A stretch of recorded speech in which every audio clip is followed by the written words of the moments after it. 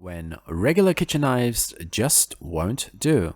Hey guys, welcome to the Global Takashi 10-piece knife block set unboxing and brief overview.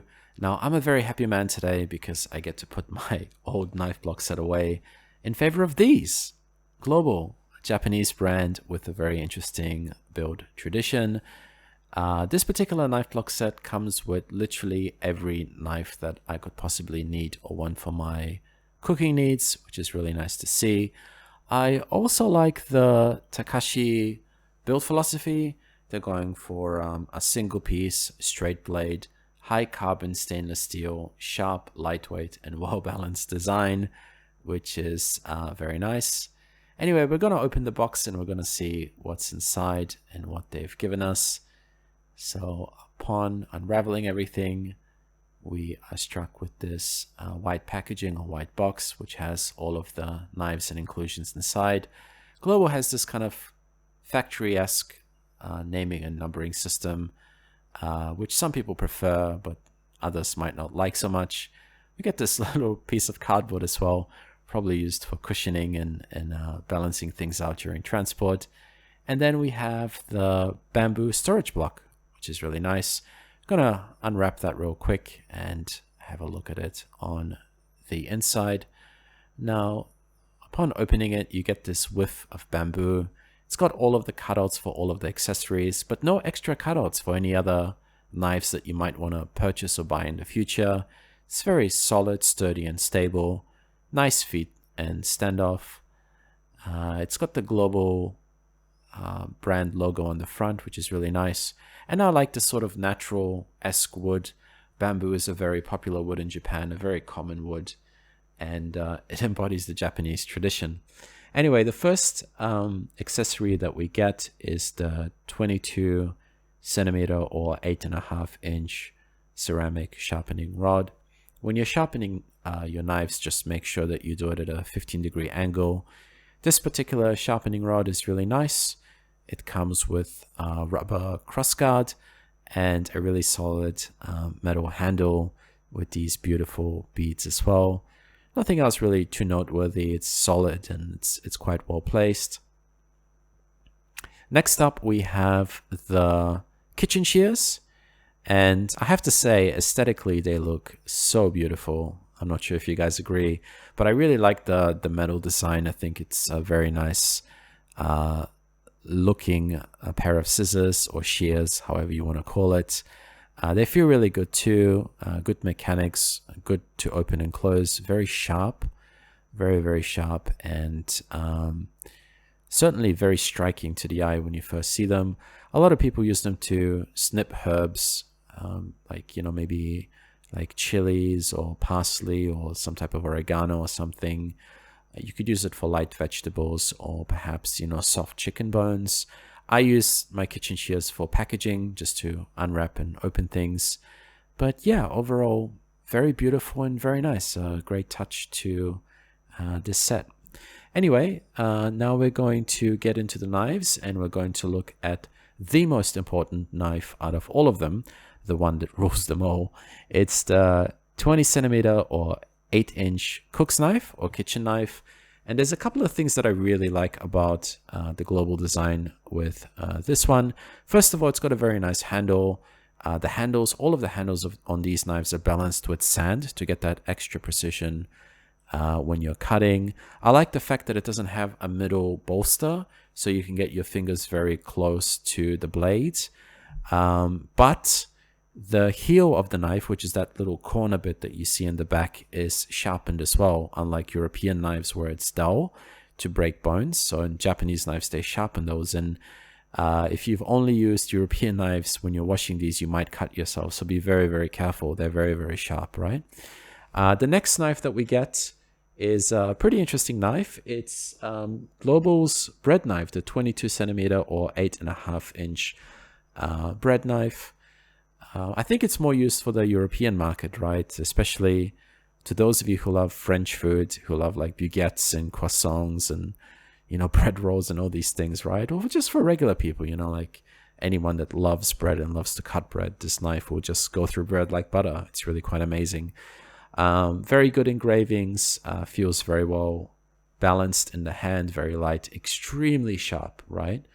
Extremely sharp, which is what you want from a knife, right? You shouldn't be afraid of the sharpness. You should, embrace the sharpness, because the sharper the knife, the better the cutting, and the less chance that you will cut and hurt yourself, which is always a really good thing. Following the breads knife, we have the, let's see if we can find it. It's the 14 centimeter or 5.5 inch vegetable knife. So pretty cool little knife. I use this one when my cutting board is just completely filled up and I don't want to move my chef's knife around because it's a bit too big. So I take this little knife for more precise work. It's very lightweight, lighter than the chef's knife, which is also quite light. All of these knives in this set are quite light, but really good for precision work, cutting mushrooms, cutting strawberries, any form of vegetables like celery or asparagus, anything like that, tomato, cucumber. This thing has got like this rocking motion that you can keep to the board, and you can chop away. It's feels really good in the hand. It's very precise, and it's just a very nimble and nice thing to have, right?